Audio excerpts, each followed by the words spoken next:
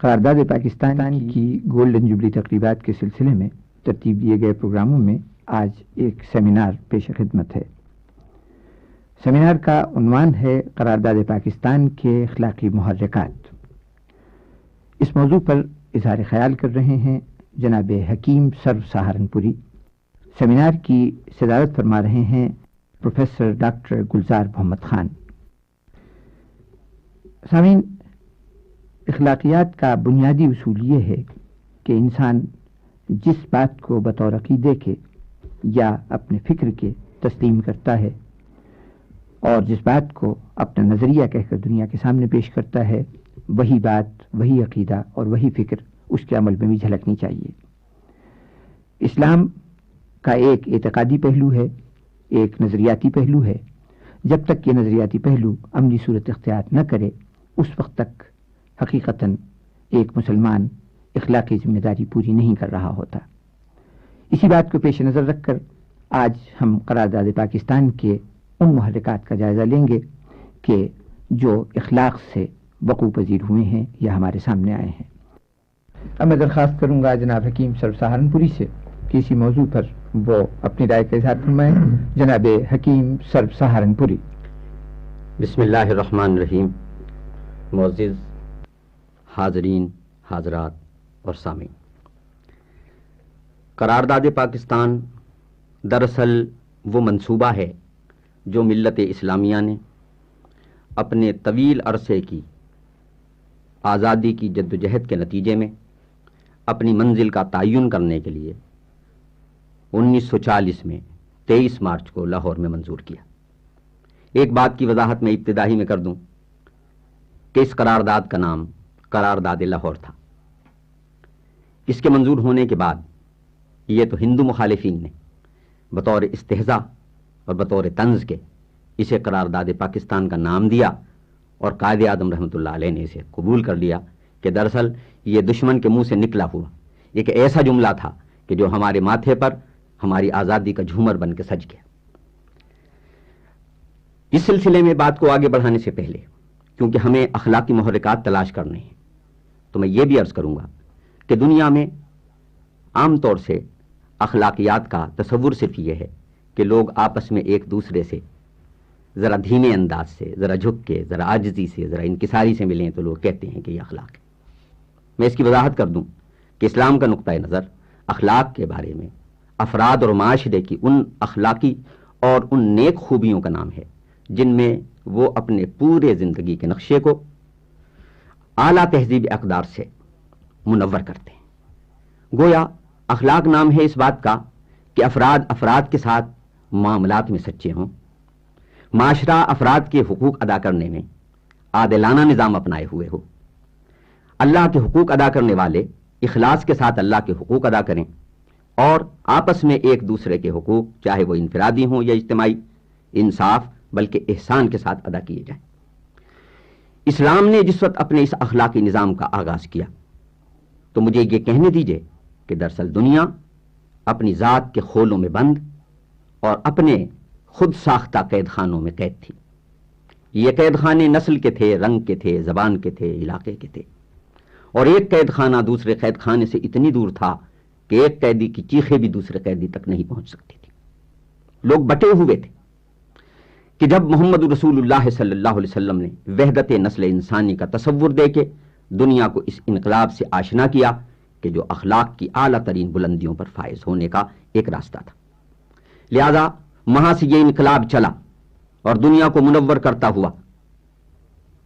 سندھ کے راستے بر صغیر میں پہنچا۔ یہاں جو تہذیب اور جو اخلاقی نظام پہلے سے موجود تھا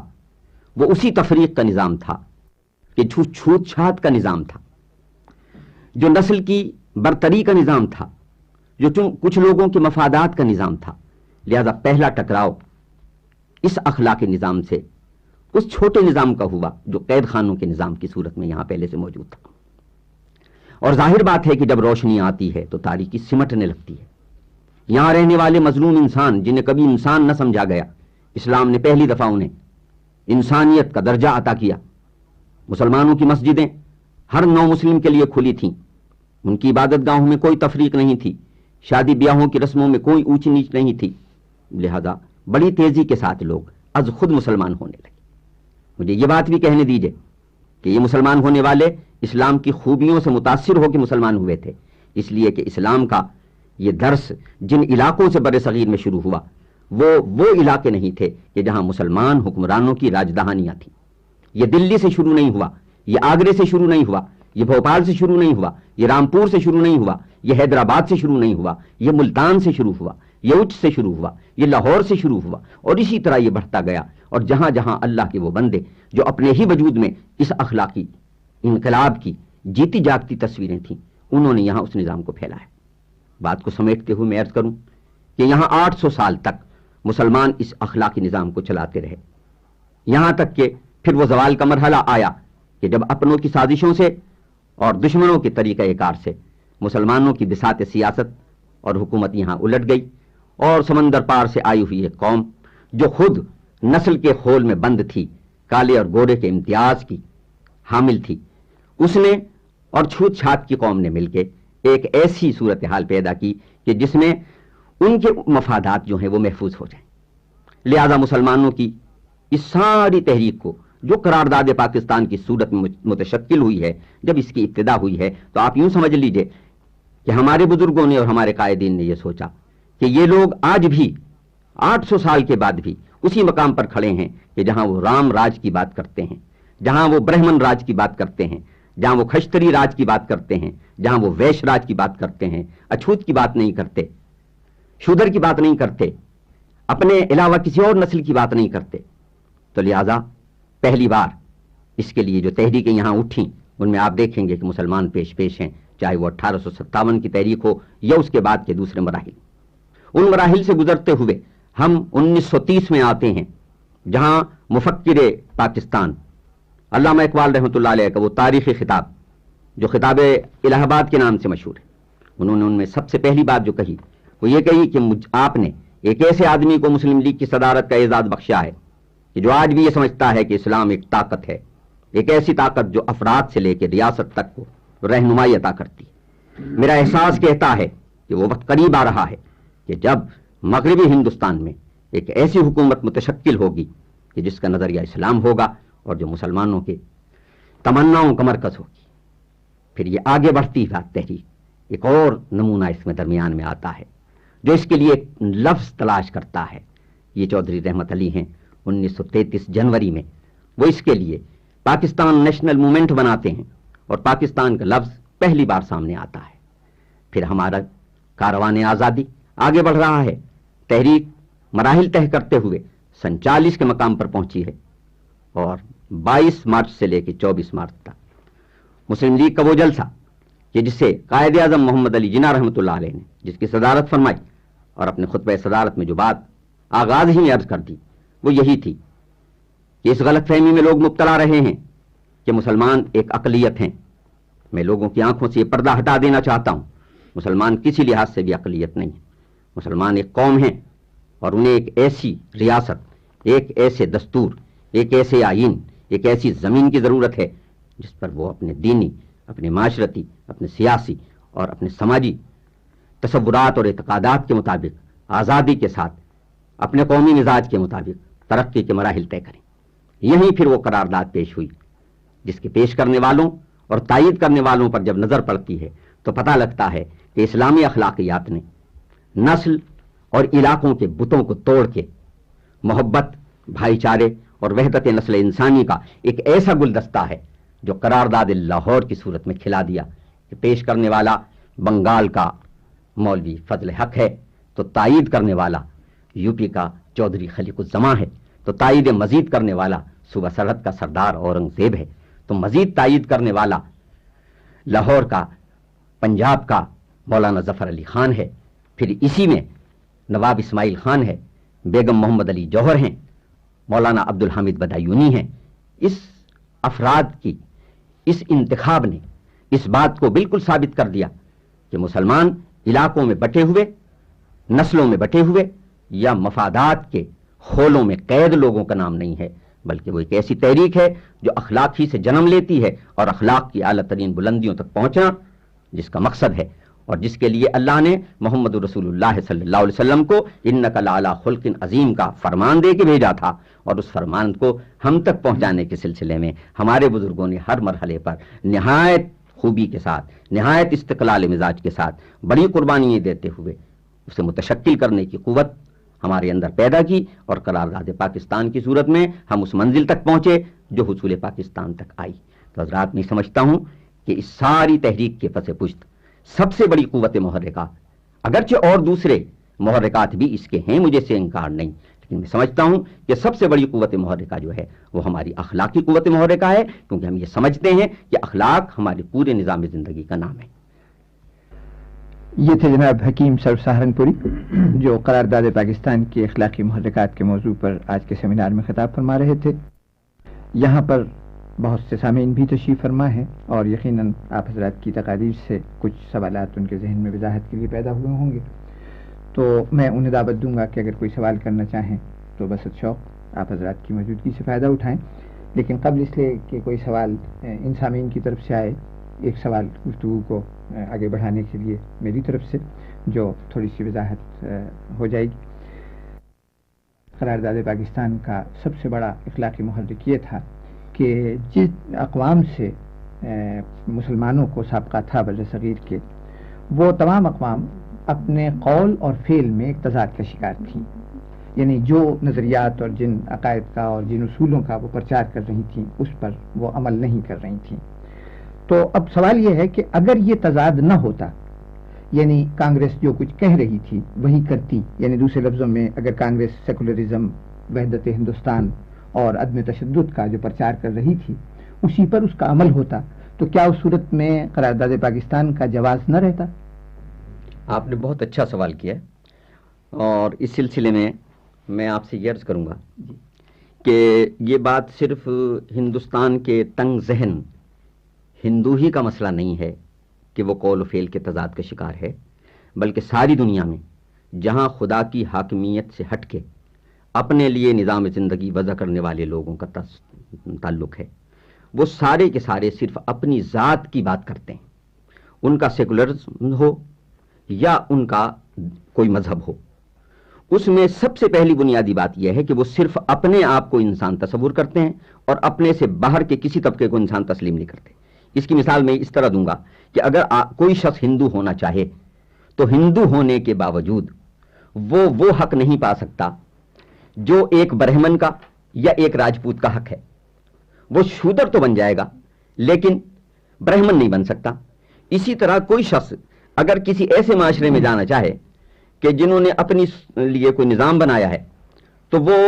صرف اپنی ذات، یعنی برطانیہ، یونان، روم، فرانس، یہ جو بھی ہیں یہ کہتے ہیں کہ ہم تو انسان ہیں، ہم سے باہر کے لوگ انسان نہیں۔ اس پر دلیل بھی میں آپ کو دے دوں کہ وہ جو جمہوریت کا چیمپئن بنتا ہے، جس نے پہلی جمہوریت پر کتاب لکھی ہے، وہ سب کچھ لکھتا ہے، لیکن جب اسی سے یہ پوچھا جاتا ہے کہ جو آپ کے اسٹیڈیم میں کھیل کھیلے جاتے ہیں اور درندوں میں کٹہروں میں انسانوں کو جھونک دیا جاتا ہے اور بھوکے مرغوں کے سامنے انہیں لوہے کے ستونوں سے باندھ دیا جاتا ہے، تو ان کے بارے میں آپ کا کیا خیال ہے؟ تو وہ کہتا ہے اس سے قومی جذبہ بیدار ہوتا ہے۔ گویا افلاطون کے نزدیک یونانی تو انسان ہے، افریقن انسان نہیں ہے۔ لہذا میں یہ کہتا ہوں کہ اگر یہاں ایسے لوگ بھی ہوتے کہ جو کوئی سیکولر نظام چلانے میں قول و فعل کے تضاد کا شکار نہ ہوتے تو ان کی لادینی صرف ان کے اپنے ہی لیے ہوتی، وہ آپ کو آپ کے دین کے مطابق زندگی نہ بسر کرنے دیتے۔ یہ بات ہے۔ درست ہے۔ اب جناب صدر کو دعوت تقریر دینے سے پہلے اور شاید وہ ان مسائل پر بھی کوئی جواب دینا چاہیں، ایک سوال ادھر سے آیا ہے۔ آپ کا اس میں گرامی خاتون شہزانہ صاحبہ یہ سوال کر رہی ہیں، آئیے سوال کیجیے۔ آپ نے کہا کہ قرارداد پاکستان کا سب سے بڑا محرک اخلاق ہے، تو کیا یہ مذہبی محرک اس قرارداد کا سب سے بڑا حصہ نہیں تھا؟ کیونکہ قائد اعظم نے خود بھی فرمایا ہے کہ مسلمان اور ہندو دو علیحدہ قومیں ہیں اور دو علیحدہ مذاہب سے تعلق رکھتی ہیں، جن کی بنیاد ایسے اصولوں پر رکھی گئی ہے جو آپس میں ایک دوسرے کی تضاد ہیں، اس لیے یہ دو قومیں آپس میں مل کر نہیں رہ سکتی۔ تو کیا مذہبی محرک سب سے بڑا حصہ نہیں تھا اس کا؟ جی، آپ کا سوال دراصل اس بات کو نہ سمجھنے کی بنیاد پر پیدا ہوا کہ اخلاق مذہب سے جدا کوئی چیز ہے۔ اخلاق جو ہے وہ مذہب سے جدا کوئی چیز نہیں ہے، ہر اخلاق جو ہے وہ اپنے ہی مذہب سے پھوٹتا ہے، اور جیسا کہ میں نے اپنی اس گفتگو میں ابھی آپ سے عرض کیا تھا کہ اسلام تو پورا کا پورا اخلاقی نظام ہے، اور جب ہم یہ کہتے ہیں کہ اخلاق محرک ہے پاکستان کی قرارداد کا، تو دراصل بالفاظ دیگر ہم یہ کہتے ہیں کہ اسلام محرک ہے قرارداد پاکستان کا، کیونکہ اسلام جو ہے وہ تو سرتاسر اخلاقیات کا نام ہے، جیسا کہ خود نبی صلی اللہ علیہ وسلم کی تعریف قرآن یہ کرتا ہے، انک لعلی خلق عظیم، آپ اعلیٰ درجے کے اخلاق پر ہیں۔ تو گویا اخلاق اور اسلام متضاد نہیں ہے بلکہ مترادف ہیں۔ امید ہے یہ جواب آپ کو مطمئن کر رہا ہوگا۔ فریدہ تنویر صاحبہ، آپ بھی کوئی سوال کرنا چاہ رہی ہیں؟ جی ارشاد فرمائیں۔ اس قرارداد میں قائد اعظم نے بیان کیا تھا کہ اس میں جب انہوں نے یہ قرارداد پیش کی اس وقت صرف ایک ذات تھی، مسلمان۔ اس قرارداد کے اجلاس جو ہوا تھا اس میں صرف پاکستان تھے، اس میں ذات کے بارے میں، لیکن آج کل کے جو لوگ ہیں وہ بھی تو مختلف ذاتوں پہ مشتمل ہیں۔ کیا اس قرارداد میں ذات کے بارے میں کوئی وضاحت نہیں کی گئی؟ نہیں، اصل بات یہ ہے کہ یہ جو آپ کا سوال ہے، مسلمان بحیثیت مسلمان ذاتوں میں بٹی ہوئی کسی شے کا نام نہیں ہے، بلکہ ایک ایسے افراد کے مجموعے کا نام ہے جو اپنے نظام زندگی کو اسلام قرار دیتا ہے، اور اس کے نیچے اگر اس کی کوئی ذاتیں ہیں تو وہ ذاتیں بحیثیت مذہب کے نہیں ہے بلکہ صرف شناخت کی ایک صورت ہے، جیسے کہ خود قرآن نے اس کے لیے کہا کہ ہم نے تمہیں جو ذاتوں میں بانٹا ہے تمہیں شناخت کے لیے، شعوبم و قبائل لتعارفوا، یہ تعارف کے لیے، یعنی مسلمان کی ذات اعزاز کے لیے نہیں ہے، مسلمان کی ذات صرف پہچان کے لیے۔ جناب حکیم سر سہارنپوری صاحب، زیادہ تر بار جواب آپ ہی کے کاندھوں پہ رہا، لیکن ہمارے معزز مہمان اور آج کی تقریب کے صدر، اب اختتام میں انہیں زحمت دوں گا کہ وہ بھی کچھ اپنے خیالات کا اظہار فرمائیں، اور یہ سوالات جو اب اٹھائے گئے اس کے متعلق اگر وہ بھی کچھ ارشاد فرمانا چاہیں تو ہمارے لیے یقیناً ایک مفید اور خوشی کی بات ہوگی۔ آپ سے گزارش ہے کہ آپ خطبہ صدارت بھی فرمائیں اور ان سوالات کا بھی احاطہ کر لیں۔ شکریہ۔ بسم اللہ الرحمن الرحیم۔ معزز خواتین و حضرات اور عزیز طلبہ و طالبات، میں بھی اس موضوع کے حوالے سے چند معروضات پیش کرنا چاہوں گا۔ یوں تو ظاہر ہے کہ قرارداد پاکستان کے بے شمار پہلو اور بہت سے محرکات ہیں، ان میں سیاسی، سماجی، مذہبی، اقتصادی غرضے کے بہت سے پہلو شامل ہیں، لیکن اس وقت جس محرک پر ہم بات کر رہے ہیں وہ اخلاقی محرک ہے۔ دیکھیے، میرا ذاتی خیال ہے اور آپ مجھ سے اتفاق کریں گے کہ معاشرت کے کسی بھی نظام میں اخلاقیات کو بنیادی حیثیت حاصل ہے۔ لہٰذا ہم اگر انسانوں کے وضع کردہ کسی بھی معاشرے کا جائزہ لینا چاہیں تو پہلے ہمیں یہ دیکھنا ہوگا کہ اس کی اخلاقی قدروں کا ڈھانچہ کیسا ہے۔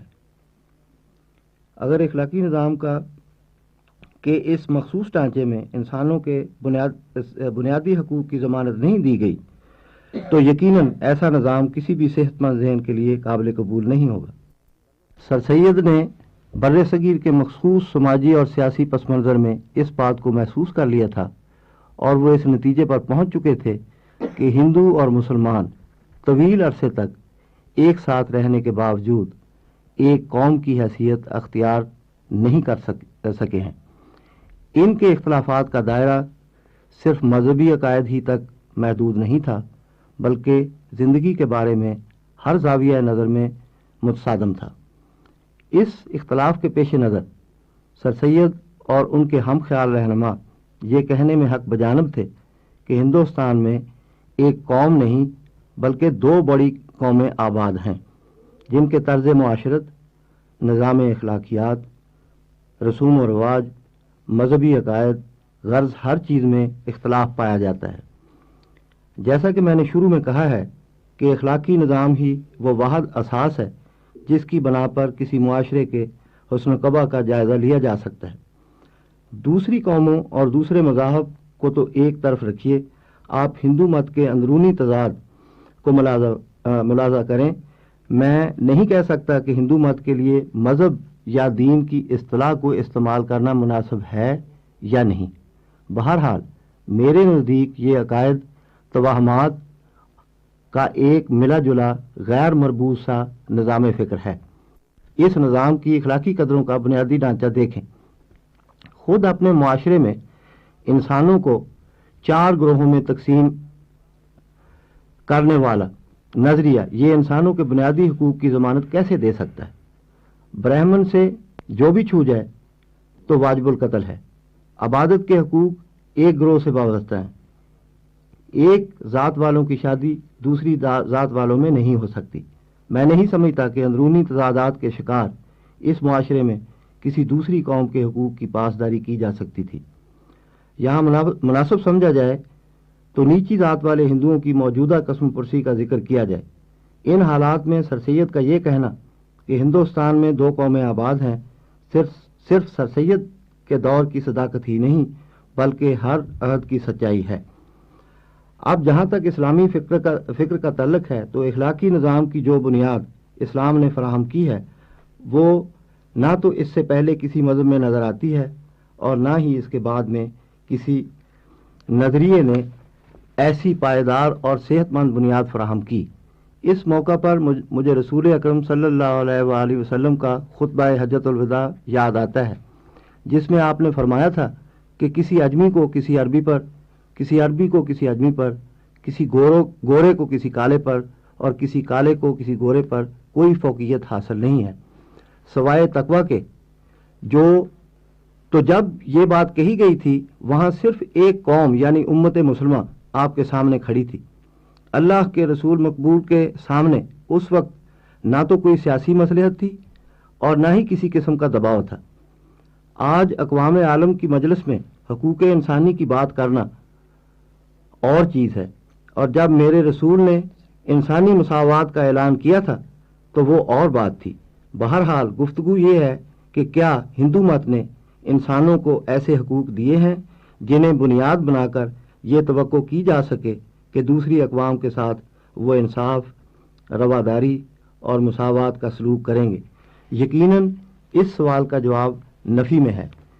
کیونکہ جو قوم اپنے اندر مساوات کا نظام قائم نہ کر سکی وہ دوسرے انسانوں کے بنیادی حقوق کے تحفظ کی ضمانت کیسے دے سکتی ہے؟